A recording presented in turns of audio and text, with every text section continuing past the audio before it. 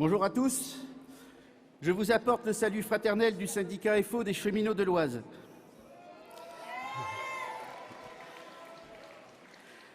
Alors à la SNCF et plus largement dans le ferroviaire, il se passe beaucoup de choses. Les politiques et la direction de la SNCF créent sans cesse des inégalités dans le service public ferroviaire, et ceci pour faire du profit sur le dos des usagers et des cheminots. Après avoir abandonné le monde rural, voilà que désormais la direction SNCF, enjointe par Madame Pécresse, on peut la huer,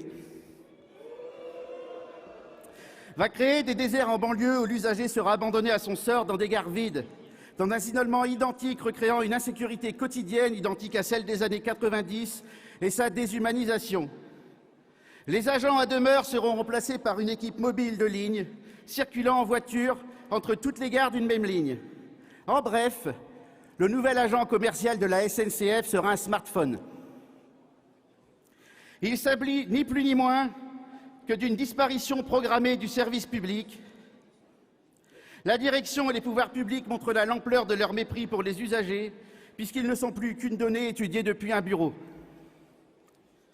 En plus de la fermeture des gares, ce projet néfaste s'accompagne de la suppression de dizaines de postes.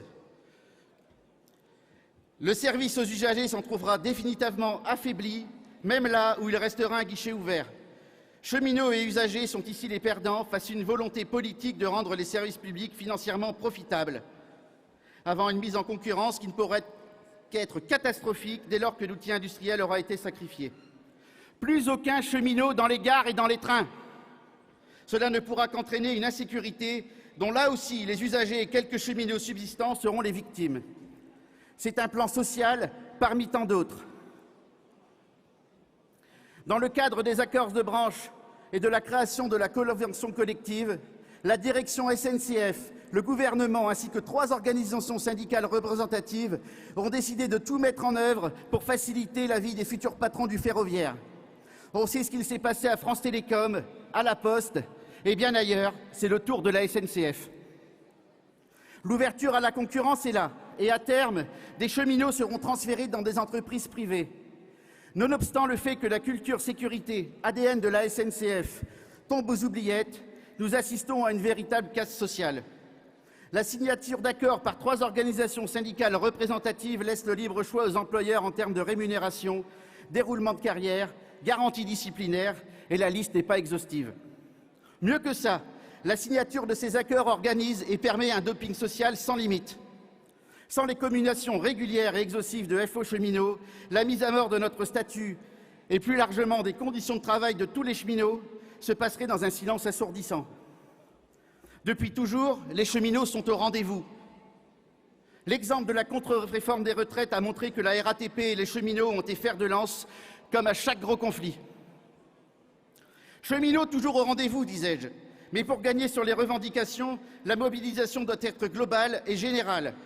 Il y a plein de façons de bloquer le pays. Chaque UD et chaque fédération doit tout mettre en œuvre pour gagner. C'est dans les grands conflits que l'interpro doit prendre toute sa place et tout son sens, dès maintenant et dans les luttes à venir. Quand la CCN appelle à la grève générale, elle doit l'être.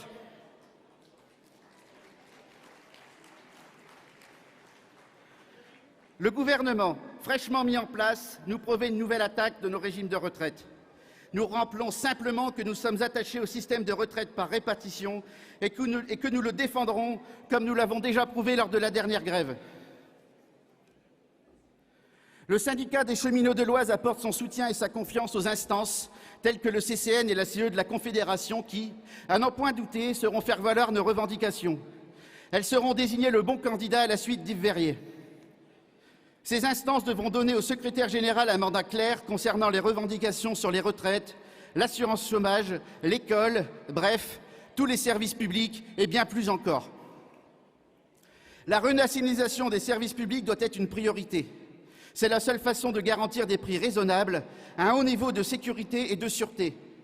Les services publics appartiennent à tous. On les finance à hauteur de nos moyens, on les utilise à hauteur de nos besoins. C'est le modèle social auquel nous sommes attachés. Les services publics ne doivent pas devenir une valeur marchande et servir le capital.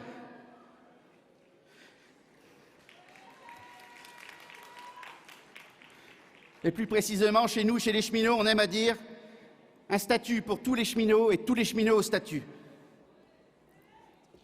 Je ne pouvais conclure sans citer cet extrait de la charte d'Amiens.